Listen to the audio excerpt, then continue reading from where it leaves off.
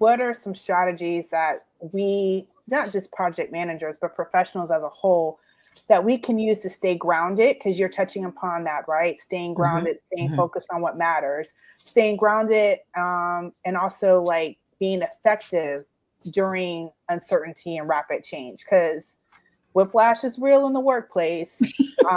So, what are some suggestions you have about staying grounded that can be helpful, or at least good, something good for people, professionals to consider?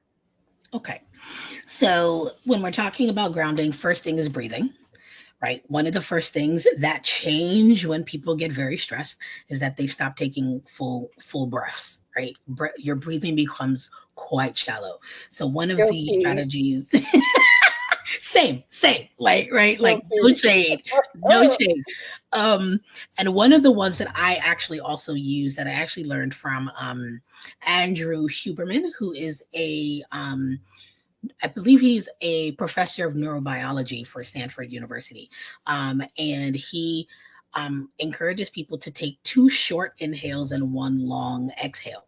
And what that typically does is that it allows you to increase the amount of oxygen that you're able to bring into your lungs. So those areas where maybe that weren't getting enough oxygen because you've been shallow breathing for the past 30 minutes while you've been trying to work through something, that really helps to increase that oxygenation, and then that long exhale actually helps to remove all of that carbon dioxide so that you can have a little bit more, not just oxygenation within within your body, but also a level of clarity, right? Because as our reactivity and stress level rises, what tends to happen is that our frontal lobe, the part of our brain that really controls a lot of the higher level cognitive processing, problem solving, sequential tasks, organization, really begins to become quite diminished when we experience high levels of